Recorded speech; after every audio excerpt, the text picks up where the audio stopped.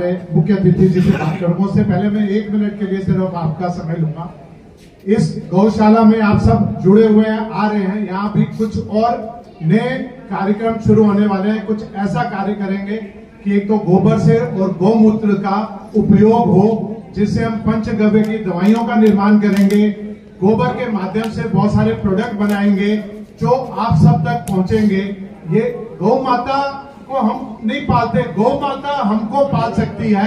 गौ माता में इतनी शक्ति है कि हम प्रत्येक गौशाला को आत्मनिर्भर बनाएंगे। और इस बार कुंभ में स्वामी जी के माध्यम से और हमारे अध्यक्ष महोदय जी ने हमें आश्वासन दिया है कि हमारी गौशाला का एक वहां कैंप लगेगा जहां गौ माता के बारे में सबको जानकारी दी जाएगी।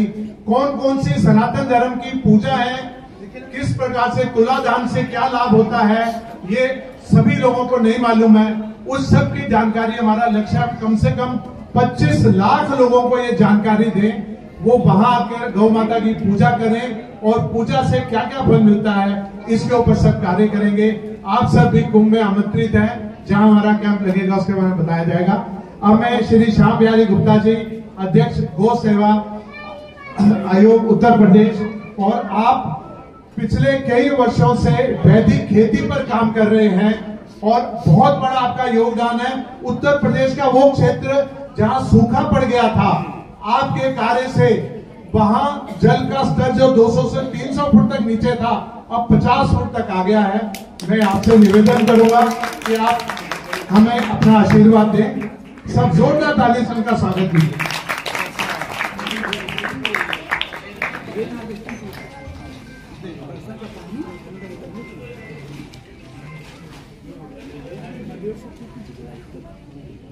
भारत माता की जय, गौ माता की जय।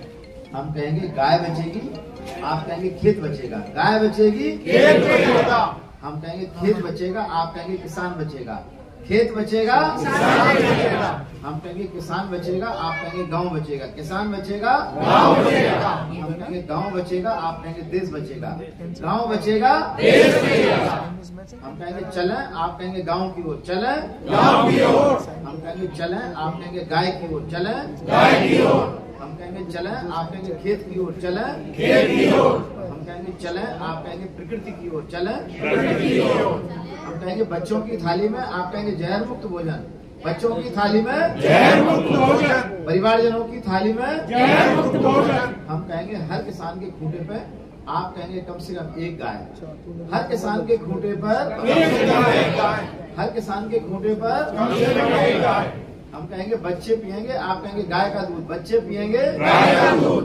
हम कहेंगे खेती कराएगा, आप कहेंगे गोबर गौमूत्र। खेती कराएगा गोबर गौमूत्र। आज अंग्रेजी नववर्ष के शुभारंभ के अवसर पर प्रतिवर्ष की भांति इस गौशाला के और हम सबके मार्गदर्शक परम गौभक्त, जिनका मुझे पूर्व में भी हमेशा सानिध्य प्राप्त हुआ है, और नोएडा में जो गौशाला है वहाँ पर मेरा पहले भी कई बार जाना हुआ है और मैं वहाँ रुका हुआ भी हूँ। ऐसे परम हमारे सबके मार्गदर्शक परम आदरणीय महंत मंगलदास जी महाराज जी, जिनका नाम राम मंगलदास जी महाराज जी है, इनके लिए जोरदार ताली बजा के स्वागत करते हैं, अभिनंदन करते हैं। और गौ सेवा आयोग आपसे प्रेरणा लेकर आपके बताए हुए रास्ते पर, और आपने जो समस्या हमारे आदरणीय वेद नागर जी ने बताई है, मैं इनसे निवेदन करता हूँ कि जो जो बातें आपने कही हैं, एक एक कार्य का एक एक पत्र अलग है। जैसे जो रोड बनना है, ये जंगल क्षेत्र होगा, तो जंगल क्षेत्र में रोड बनाना आसान काम नहीं है, थोड़ा सा कठिन काम है। और आप आशा करेंगे कि जो अभी जो NHAI बन रहा है, मतलब 4 लेन बन रहा है अटल बिहारी वाजपेयी जी की योजना के अंतर्गत, तो मेरे झांसी के पास में जंगल के रास्ते से रोड निकलना था, तो आप आश्चर्य करेंगे वन विभाग ने अनुमति नहीं दी। 3 साल तक वो रोड पड़ा रहा, जंगल के पहले तक रोड डल गया, जंगल के बाद रोड डल गया। अंत में आदरणीय नितिन गडकरी जी की पहल से वो वन विभाग के द्वारा वो अनुमति मिली, तब वो रोड पूरा हुआ 4 लेन। मतलब क्या है, वन विभाग के कुछ इस तरह के नियम है कि थोड़ी सी दिक्कत आती है तो बड़ी पहल करने पर, लेकिन ये बहुत पुनीत काम है, मैं अभी इस पर चर्चा करूंगा। तो मैं कहूँगा जो जो भी आपने बात रखी है, सारी बातों का एक एक अलग अलग पत्र, क्योंकि अलग अलग विभागों से जुड़ा हुआ है और एक ही पत्र सब विभाग में नहीं जा सकता, अलग अलग विभागों के लिए अलग अलग पत्र जाएगा। और हम सब सौभाग्यशाली हैं कि आज इस अवसर पर हम सबके मध्य में परम श्रद्धेय महामंडलेश्वर आचार्य डॉक्टर राजेश जी ओझा जी के लिए जोरदार ताली बजाकर स्वागत करें। आपका हमको मार्गदर्शन करा, आप बहुत ही विद्वान, बहुत ही योग्य एक परम साधक हैं और आपका सानिध्य जो है आज इन सबकी उपस्थिति को साल भर के लिए शुभ संदेश, शुभ आपने जो हम लोगों को मैसेज दिया है। आदरणीय हमारे श्रीमान राकेश गर्गी जी, आदरणीय धर्मपाल गोयल जी भाई साहब, आदरणीय राकेश सोनी जी, आदरणीय हमारे वेद नागर जी भाई साहब, आचार्य कृष्ण कुमार जी, शैलेश जी, रोटरी क्लब से जो सभी साधक आए हैं, सभी लोग आए हैं, वो बड़ा सहयोग कर रहे हैं। इनके लिए जोरदार ताली बजा के हम स्वागत करेंगे। आदरणीय स्वामी सिद्धनाथ जी, सौरभ बंसल जी रोटरी क्लब से, अमित आर्य जी वैदिक गौशाला मेरठ से, जय नारायण दास जी महाराज भजन गायक, भजन की पूरी टीम, विश्वनाथ जी, मेरी बड़ी बहन अंजलि दीदी के लिए जोरदार ताली बजा के उनका स्वागत करें। हमारे यहाँ के वर्तमान में सांसद हैं आदरणीय अनुराग शर्मा जी, आप उस परिवार की हैं और बहुत ही समर्पित गौभक्त हैं। मैं सभी समस्त बहनों और सभी के लिए आपसे निवेदन करूंगा ताली बजाकर हम सब अपने आज परम कार्य के लिए आए हैं। देखिए 31 तारीख को रात में तरह तरह के लोग होटलों में रुकते हैं, तरह तरह के नाच गान दारू पीते हैं, लेकिन हमारी जो श्रेष्ठ शक्ति है, जो सत्य शक्ति है, ये सब अच्छे भाव वाले लोग आज आप सब यहाँ पर एकत्रित हुए हैं, गौशाला पे एकत्रित हुए हैं। तो आदरणीय ओझा जी ने जो हमको दिया है संदेश, एक गाय को भोजन कराने से इतना पुण्य मिलता है, 1000 लोगों को भोजन कराने का पुण्य, एक गाय को भोजन कराने का पुण्य मिलता है।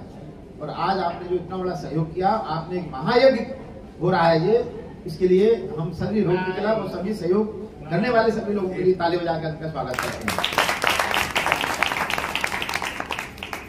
मुझे अभी नई नई जिम्मेदारी मिली, पिछले 3 महीने अभी होने वाले हैं। 7 अक्टूबर को हम लोगों ने अपना पदभार ग्रहण करने के बाद माननीय मुख्यमंत्री जी से मिले थे। 7 तारीख को हम लोगों के 3 महीने पूर्ण होंगे, लेकिन हम लोगों ने कहा एक पहले से कार्य योजना बनकर तैयार है, क्योंकि मैं पहले लगभग 30 सालों से मैं पहले संघ का प्रचारक था। प्रचारक से लौटने के बाद मैंने गाय, गांव, किसान और खेती पर काम चालू किया। 87 से 94 तक मैं संघ का प्रचारक रहा हूँ। इलेक्ट्रिकल इंजीनियरिंग में मैंने पढ़ाई की थी और आने ही मैंने प्रचारक से लौटते ही मैंने तय था कि मुझे गाय, गांव, किसान, खेती पे काम करना है।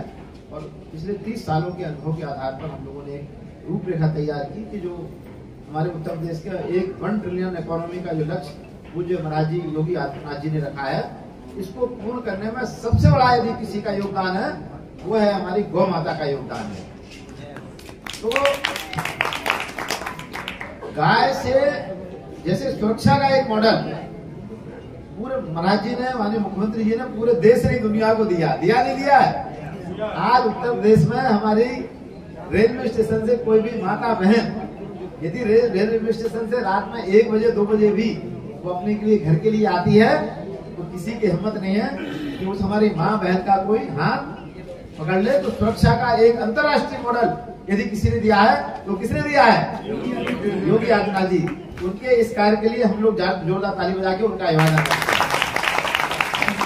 अब दूसरा बहुत ही महत्वपूर्ण मॉडल है, वो है स्वास्थ्य का और समृद्धि का। तो स्वास्थ्य और समृद्धि का रास्ता गाय, गांव, किसान और खेती से निकलता है। और हमारे देश के माननीय यशस्वी प्रधानमंत्री जी, माननीय मुख्यमंत्री जी ने इस देश में और इस प्रदेश में एक बहुत नया रास्ता बनाने का काम किया है, वो है गौ आधारित जहर मुक्त खेती। वो क्या है हमारा? गौ आधारित जहर मुक्त खेती। अभी 15 दिन पहले माननीय प्रधानमंत्री जी ने पूरे देश में 1 करोड़ किसानों को गौ आधारित जहर मुक्त खेती करने के लिए 2481 करोड़ रुपए का बजट भारत सरकार ने ये दिया है। और इसमें उत्तर प्रदेश में लगभग 20 लाख किसान गौ आधारित खेती करने का काम करेंगे। इसके पूर्व में माननीय मुख्यमंत्री जी ने गंगा किनारे के 1038 गांव में बुंदेलखंड में इसके अलावा 1.25 लाख हेक्टेयर में गौ आधारित खेती करने का कार्य चल रहा है। और जहां गौ आधारित खेती होगी तो किसान को गाय की आवश्यकता पड़ेगी, गाय की आवश्यकता पड़ेगी, गाय की। अब किसान यदि गाय के पास होगी तो किसान की समृद्धि गाय से आएगी, गाय से आएगी। तो गाय किसान को पालेगा, गाय खेत को पालेगा, उस खेत से जो जहर मुक्त अन्न फल सब्जियां प्राप्त होगी वो शहर के लोगों को मिलेगी। तो स्वास्थ्य का खर्चा कम होगा, आगे बढ़ेगा, अस्पतालों का खर्चा कम होगा, आगे बढ़ेगा। लेकिन अभी क्या चल रहा है, अभी कैंसर कम हो रहा, आगे बढ़ रहा है, डायबिटीज ब्लड प्रेशर कम हो रहा, आगे बढ़ रहा है, अस्पतालों की संख्या कम हो रही है, बढ़ रही। आप डीएपी, यूरिया, खरपतवारनाशक, कीटनाशकों के प्रयोग से इस देश का 2,85,000 करोड़ रुपए भारत सरकार की सब्सिडी जा रही कंपनियों को, और 2 लाख करोड़ से ज्यादा का खर्चा हो रहा है किसानों के द्वारा, और 2 लाख करोड़ से ज्यादा बीमारियों पर खर्च हो रहा है, और खेती की लागत बढ़ रही है, धरती जहरीली हो रही है। आने वाले समय में बहुत, मैं आपसे बिल्कुल स्पष्ट दृश्य दिख रहा है कि यदि इस तरह से कीटनाशकों का प्रभाव बढ़ा तो आने वाले समय में धरती जहरीली होगी। कोई घर ऐसा नहीं बचेगा जिस घर में cancer, kidney, diabetes, blood pressure, और इस सबसे बड़ी खतरनाक बीमारी है वो है इनफर्टिलिटी। हमारे बच्चों की शादी हो जाएगी लेकिन बच्चे पैदा नहीं होंगे। और इस सब के लिए हमारे ऋषियों ने एक कितनी संसार की सर्वश्रेष्ठ कोई व्यवस्था भारत ने दुनिया को दी, तो वो दी है भारत की परिवार व्यवस्था। और परिवार की व्यवस्था के लिए विवाह संस्कार, और विवाह संस्कार बाद में होता है, कन्यादान बाद में होता है। कन्यादान के पहले क्या होता है, क्या होता है, गौदान। क्या होता है, गौदान की ये महान परंपरा हमारे ऋषियों ने जो चालू की कि हम अपनी पुत्री को, हम बाद में अपने बर को, उसके बर को देंगे, उसको हम पहले क्या देंगे, गाय देंगे। क्यों देंगे गाय, कि जब हमारा पिता अपनी पुत्री को गाय देगा तो उस गाय का दूध ही दही हमारी कन्या पिएगी, हमारे बर पिएगा। उससे आने वाले समय में भारत में ज्ञानवान, बुद्धिमान, वीरवान संतानें पैदा होंगी। तो अब हम सबको जो मैंने नारा लगाया, आप यदि दूध पी रहे हैं तो दूध देती है भैंस। भैंस क्या देती है, भैंस क्या देती है, और अमृत कौन देता है, गाय क्या देती है, अमृत। यदि आप अपने बच्चों को दूध पिलाना चाहते हैं तो आपको क्या पालनी पड़ेगी, और यदि अमृत पिलाना चाहते हैं तो क्या पालनी पड़ेगी, गाय। यदि आपके घर में गाय होगी तो आपके बच्चे भगवान कृष्ण की तरह ज्ञानवान, बुद्धिमान, वीरवान पैदा होंगे। और यदि महिष माने भैंस पालेंगे, भैंस का दूध की दही जाएगा, तो आपके घर में क्या होगा, महिषासुर पैदा होंगे। क्या होंगे, कौन पैदा होंगे, महिषासुर। महिष माने भैंस। तो आप यदि आप चाहते हैं कि बच्चा आपका आज्ञाकारी हो, बच्चे आपके स्वस्थ हों, उनको हृदय रोग, कोलेस्ट्रॉल, अर्थराइटिस जैसी बीमारियां ना हो, तो आपको क्या चाहिए, तो गाय आपको पालती है कि आप गाय को पालते हैं, गाय हमको पालती है। यदि हम चाहते हैं कि हमारी आने वाली पीढ़ियां स्वस्थ हो, समृद्ध हो, तो आपको कैसे जुड़ना पड़ेगा, गाय से जुड़ना पड़ेगा। देखिए, जो राजनीतिक व्यक्ति होता है वो केवल 5 साल की सोचता है। कितने साल की, आपके क्षेत्र का जो विधायक बना वो क्या साल के लिए बना, सांसद बना वो क्या साल के लिए बना, जो आपका यहाँ का पार्षद बना वो क्या साल के लिए बना। तो जो राजनीतिक व्यक्ति होता है वो क्या साल की सोचता है। लेकिन परिवार का एक मुखिया होता है, एक गृहस्थ होता है, वो 3 पीढ़ी के बारे में सोचता है। कितनी पीढ़ी के बारे में, वो अपनी पीढ़ी के बारे में, अपने बारे में, अपनी पत्नी के बारे में, फिर दूसरी पीढ़ी उसके बच्चे बहुओं के बारे में, तो तीसरी पीढ़ी होती है नाती पोतों के बारे में। तो अपने से ज्यादा जब किसी युवा की शादी होती है तो सबसे ज्यादा प्यार वो अपनी पत्नी से करता है। लेकिन जब बच्चे पैदा हो जाते हैं तो अपने पति पत्नी दोनों मिलकर किससे ज्यादा प्यार करते हैं, बच्चे से, अपने से ज्यादा प्यार करते हैं। और जब उसके बच्चे बड़े हो जाते हैं, उसके नाती पोते हो जाते हैं, तो वो प्यार सबसे ज्यादा किसको करता है, वो अपने से नहीं करता है, अपने बच्चों से भी नहीं करता है, लेकिन किससे प्यार करता है, वो अपने नाती पोतों से। तो सामान्य गृहस्थ कितनी पीढ़ी का विचार करता है, 3 पीढ़ी का विचार। राजनीतिक व्यक्ति 5 साल का, एक गृहस्थ व्यक्ति 3 पीढ़ी का, और एक संत होता है वो 7 पीढ़ी का विचार करता है। कितनी पीढ़ी का, 7 पीढ़ी का। सौभाग्य से हम सब लोग एक ऐसे काल में पैदा हुए, ऐसे काल में जी रहे हैं कि हमारे प्रदेश का मुखिया क्या है? संत है। तो इस देश का मुखिया क्या है? तो इन दोनों मुखियाओं के लिए हम जोरदार ताली बजाकर उनका स्वागत करते हैं। इसलिए जिस दिन योगी जी ने उत्तर प्रदेश की सरकार की कमान संभाली, शपथ ग्रहण किया, उसी दिन शाम को 5 बजे उन्होंने कैबिनेट की मीटिंग रखी और पहला कैबिनेट का निर्णय आया, उत्तर प्रदेश में किसानों के 36,000 करोड़ रुपए कर्ज माफ किया। और उसी दिन उनका दूसरा निर्णय था, उत्तर प्रदेश में सारे कत्लखानों को क्या किया उन्होंने? क्या किया उन्होंने? उनके इस निर्णय के लिए हम जोरदार ताली बजा के स्वागत करते हैं। हुआ नहीं हुआ? और आज योगी जी की सरकार में वो 2017 के पहले जो गाय तस्करी होके बांग्लादेश जाती थी, तस्करी होके बंगाल जाती थी, मांस का खुला व्यापार था, वो सारे के सारे व्यापार बंद होकर और उन्होंने जो गौवंश के संरक्षण संवर्धन के लिए उत्तर प्रदेश में 7,000 स्थानों पर 12,35,000 गौवंश का संरक्षण हो रहा है और उस गौवंश संरक्षण के लिए 50 रुपए प्रति गाय प्रतिदिन के हिसाब से दिया जा रहा है। लेकिन जो हमारे प्रधान हैं, जो हमारे सचिव हैं गांव के, उनकी रुचि गाय में न होने के कारण आज हमारे जो सरकार के द्वारा संचालित गौशाला है, कुछ जगह गौ सेवा का काम ठीक तरह से नहीं चल रहा है। तो हमारे आदरणीय वेदनागर जी और इनका संगठन जगह जगह घूम के उनको देख रेख करने का काम कर रहा है, उनके खिलाफ आंदोलन खड़ा करने का काम कर रहा है। लेकिन पूज्य महाराज जी ने जिस दिन हम लोगों ने अपना पदभार में किया, उस दिन महाराज जी ने हमको निर्देश दिए। क्या निर्देश दिए वो कह के मैं अपनी बात पूरा करूंगा। पहला निर्देश दिया कि सरकार के द्वारा संचालित 7,000 स्थानों पर जो गौशालाएं हैं जो संचालित हो रही हैं, उन सारी गौशालाओं को इस प्रदेश के संतों को दे दिया जाए। किसको दे दिया जाए? और उन गौशालाओं को स्वयंसेवी संस्थाओं को दे दी जाए। गौ सेवा में रुचि रखने वाले लोगों को समर्पित गौशालाएं दे दी जाए और पर्यावरण पर काम करने वाले लोगों को दे दी जाए।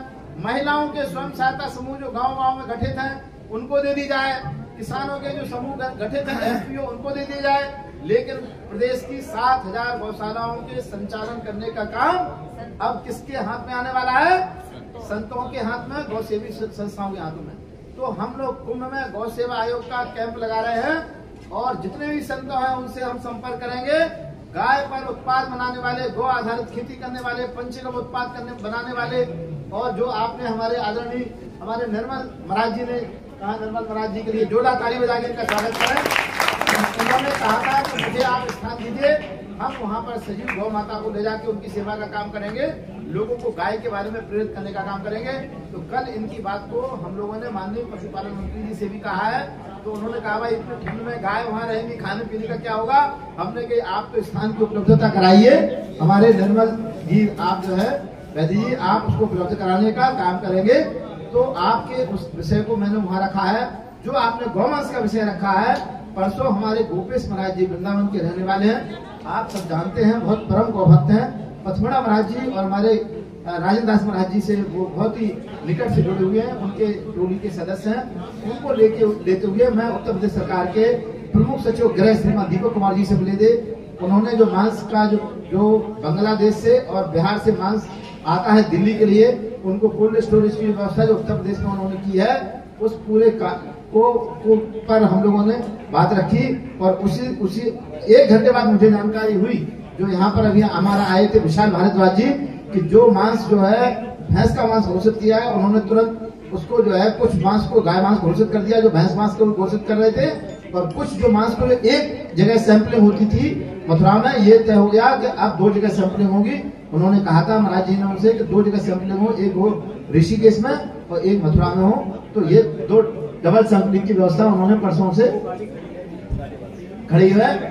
तो मैं आपसे निवेदन कर रहा हूँ कि जो आपके विषय है, चाहे गौ मांस से जुड़ा हुआ हो, गौ संरक्षण का विषय हो, चाहे सरकारी गौशालाओं में गौवंश के प्रति जो उन लोगों की जो उदासीनता उसका विषय हो, जो यहाँ जो गौशाला महाराज जी के द्वारा जो गौशाला संरक्षित है, इस गौशाला को हम लोग गौ सेवा आयोग से जुड़वाने के लिए जाते ही इसी सोमवार को हम कार्रवाई प्रारंभ करेंगे। मैं कोशिश करूंगा महाराज जी का जो गौ सेवा आयोग में यहाँ का रजिस्ट्रेशन हो जाए, और जो भी सहयोग सरकार के द्वारा न्यूनतम सहयोग दो, सरकार का सहयोग तो न्यूनतम सहयोग।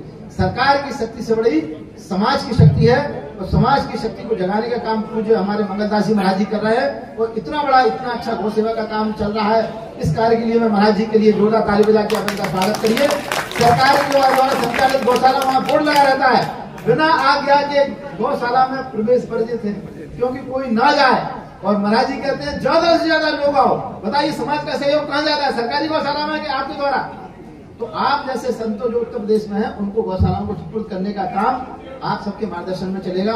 मैं अपने आप सबसे एक निवेदन करता हूँ, हम कहेंगे एक गाय देसी, आप कहेंगे 5 एकड़ जहर मुक्त खेती। एक गाय देसी 5 एकड़ जहर मुक्त। इस क्षेत्र में गौशालाओं का जो गोबर है, जो गौमूत्र है, आसपास किसानों के खेतों को जाए, वहां से सब्जी अनाज फल पैदा हो और उनको जो पैदा होंगे वो हमारे गौ सेवा से जुड़े जितने संत लोग आप सब लोग हैं, आप महान संत हैं, क्योंकि आप अपने घर गृहस्थी परिवार को चलाते हुए आप अपने आय का कुछ हिस्सा गौ माता की सेवा में लगा रहे हैं।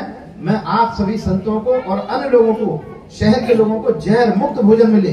किसान के पास में जो खेत है उसमें डीएपी यूरिया पेस्टिसाइड की जगह हमारी गौशाला का उत्पादित अन्न फल सब्जियां, और हम कहेंगे एक गाय ले जाओ, आप कहेंगे 1500 रुपए महीना पाओ। एक गाय ले जाओ तो 4 गाय ले जाओ 6000 रुपए। तो हमारे माननीय मुख्यमंत्री जी ने एक आदेश जारी किया है कि जो सरकारी गौशाला से एक गाय ले जाएगा उसको 1500 रुपए महीना मिलेगा, 4 गाय ले जाएगा उसको 6000 रुपए महीना मिलेगा। उत्तर प्रदेश में 1 करोड़ 18 लाख महिलाएं स्वयं सहायता समूह की सदस्य हैं या अन्य किसानों को हम लोग गौशालाओं पर कैंप लगाने वाले हैं। हमारे प्रशासनिक अधिकारी आप जैसे आदरणीय हमारे वेद नागर जैसे संतों की उपस्थिति में और नेताओं की उपस्थिति में वो गौशालाओं पर हम लोग गाय आप किसानों को देने का काम करेंगे, क्योंकि गौशाला हिंदुस्तान में कभी नहीं थी। पहली गौशाला स्वामी दयानंद जी ने, आज दयानंद सरस्वती जी ने पहली गौशाला 1990 में प्रारंभ की। इसके पहले हिंदुस्तान में कभी गौशाला नहीं थी। और आपको आश्चर्य की बात बता रहे हैं, उत्तर प्रदेश में आज गौवंश की स्थिति क्या है मालूम है? कितना बड़ा भविष्य संकट में है। आने वाले समय में जो भविष्य संकट में चल रहा है, क्योंकि आज उत्तर प्रदेश में गौवंश की संख्या मात्र 2 करोड़ 5 लाख है और किसानों की संख्या 2 करोड़ 78 लाख है। यदि 2 करोड़ 78 लाख किसान एक एक गाय को मांगने चाहेंगे तो 73 लाख किसानों के पास गाय नहीं होगी, क्योंकि गाय की संख्या इतनी कम होगी। हमें जानकारी नहीं है। तो गांव-गांव में जाके आदरणीय ओझा जी जैसे महान संत, आदरणीय कृष्ण कुमार जी जैसे और मंगलदास जी महाराज जी जैसे लोगों को गांव में कैंप लगाना पड़ेगा कि आप इस धरती माता को बचाओ। सबसे बड़ा है संकट, धरती को बचाओ, पानी को बचाओ, पेड़ों को बचाओ। आपसे मैं पूछूंगा, ब्रह्मा विष्णु महेश आपने देखा है? तो आप क्या कहेंगे? आप बताइए, कोई बताए किसी ने ब्रह्मा विष्णु महेश को देखा है क्या? ब्रह्मा जी माने पेड़, ब्रह्मा माने, और विष्णु कहाँ रहते हैं? क्षीर सागर में। विष्णु माने पानी, विष्णु माने, और महेश शिव माने धरती। ये धरती है भगवान शिव, ये पेड़ पौधे हैं भगवान ब्रह्मा, और पानी माना भगवान विष्णु। तीनों का संकट है। शहर में रहने वाले लोगों को जहरीली हवा मिल रही, जहरीला पानी मिल रहा है, जहरीला भोजन मिल रहा है। तो हम कहते हैं, आपको एक नारा लगाया कि यदि स्वस्थ जीवन रहना है तो फ्लैट नहीं फार्म हाउस चाहिए। हम कहेंगे फ्लैट नहीं, आप कहेंगे फार्म हाउस चाहिए। फ्लैट नहीं, तो फार्म हाउस क्या होगा? फार्म हाउस होगा कि 5-10 हजार स्क्वायर फीट जमीन हो, वहां पे आपकी 2 गाय हो, आप अपने 1000 स्क्वायर फीट 1500 स्क्वायर फीट में आप अपना मकान बना लें, शेष जगह अपनी सब्जी लगाएं। तो हम कहेंगे अपनी दाल अपने खेत से, अपने फार्म हाउस से, अपनी सब्जी अपने फार्म हाउस से, अपनी दालें अपने फार्म हाउस से, अपना दूध अपने फार्म हाउस से। आप 2 घंटा सवेरे, 1 घंटा शाम को, और हमारी घर की जो माताएं बहनें हैं, ये दिन में अपने बचे हुए समय से आप सब्जियां लगाएंगे, पेड़ पौधे लगाएंगे, गाय को पालेंगे, गाय का दूध घी दही बच्चों को मिलेगा। तो क्या होगा? ये जो ग्लोबल वार्मिंग हो रही है, जब हमारे माता बहनें व्यस्त रहेंगे तो जो फैमिली वार्मिंग हो रही, फैमिली वार्मिंग से लेके जो ग्लोबल वार्मिंग हो गई, तो इसको रोकने का काम करेगी हमारी गौ माता करेगी। जब आपके घर में गाय होगी, पेड़ पौधे लगाएंगे, तो आपके परिवार में जो कलह हो रहा, आज बहुत बड़ा संकट पैदा हो रहा है बहन भाइयों। घर घर में लड़के की शादी होती है, 6-7 महीने में मालूम चला कि दोनों का डाइवोर्स हो रहा है, पति की पत्नी से देर में विवाह हो रहे हैं। अब लड़की सबसे ज्यादा मुकदमे डाइवोर्स के अदालतों, सबसे ज्यादा मुकदमा। ये संसार की अद्भुत व्यवस्था, जो परिवार व्यवस्था हमारे ऋषियों ने ये हमारे लागू की, और 20 साल तक 18 साल तक जो माता पिता अपनी प्यारी पुत्री को पालते हैं और फिर वो एक अनजान परिवार में या उसको परिवार को परख के अनजान परिवार नहीं, परिवार को परख के अपने दूसरे कुल में दे देते हैं। आप बताइए 21 साल तक 20 साल तक जिसने अपनी बेटी को पाला, दूसरे देश पाल दिया, और आने वाले वो 6 साल में होता है, वो मायके के लोग कहते हैं कि आप रुक जाओ, बोल नहीं मुझे अपने घर जाना है। यानी 21 साल तक जिस परिवार में पली, उसका विवाह होने के बाद 7 फेरे होने के बाद पवित्र अग्नि गाय के घृत से जो यज्ञ होता है और वो जाके दूसरे घर में चली जाती, ये आज परिवार व्यवस्था टूट रही है। इस टूटने का काम करेगी तो वो कौन करेगी? हमारी गौ माता करेगी। तो हम अंत में अपनी बात को पूर्ण करते हुए मैं निवेदन करता हूँ कि गाय है तो आने वाली 7 पीढ़ियों का जीवन सुरक्षित है। तो हम अपने आने वाली पीढ़ियों के सुरक्षित जीवन के लिए बच्चों को गाय का दूध, घी, दही पिलाएं, बच्चों को अन्न, शुद्ध अनाज, फल, सब्जियां दें, शुद्ध हवा, भोजन, पानी दें। मैं वो देगी गाय। और मैं एक अंतिम निवेदन कर रहा हूँ कि ये जो हमारी गौशाला है, सारी समस्याओं का समाधान कि ये गौशाला बने आपकी एग्री टूरिज्म। बोलिए एग्री टूरिज्म, बोलिए agri tourism, eco tourism, rural tourism. आप क्या करिए, वन विभाग से जमीन मांगोगे, आपको रोड नहीं मिलेगी। आप कहिए कि हम इसको इको टूरिज्म बना रहे हैं। क्या बना रहे हैं? इको टूरिज्म बना रहे हैं। माने जंगल में जो फालतू के पेड़ लगे, वहाँ पे हम अच्छे सुंदर पेड़ लगाएंगे। हम पीपल, बरगद, पालन लगाएंगे, फलदार वृक्ष लगाएंगे। यहाँ फिर से जो जैव विविधता, बायोडायवर्सिटी होगी, तो उसके लिए हमें रास्ता ये पकड़ना पड़ेगा। वन विभाग वैसे नहीं बनाएगा, लेकिन जब eco tourism, eco rural tourism का आप प्रस्ताव देंगे, आप कहिए इस पूरे क्षेत्र में हम 5 लाख पेड़ लगाएंगे और हमारी गाय होगी, गाय का मूत्र गोबर खेतों में जाएगा, जहर मुक्त खेती होगी, पर्यावरण की रक्षा करेंगे, वन की रक्षा करेंगे। तो वन एवं पर्यावरण की रक्षा के लिए जो गौमाता गौशाला काम करेगी, तो वन विभाग सहर्ष आगे मैं आने वाले 2-3 महीने के अंदर वन एवं पर्यावरण मंत्री श्रीमान अरुण सक्सेना को यहाँ लाऊंगा।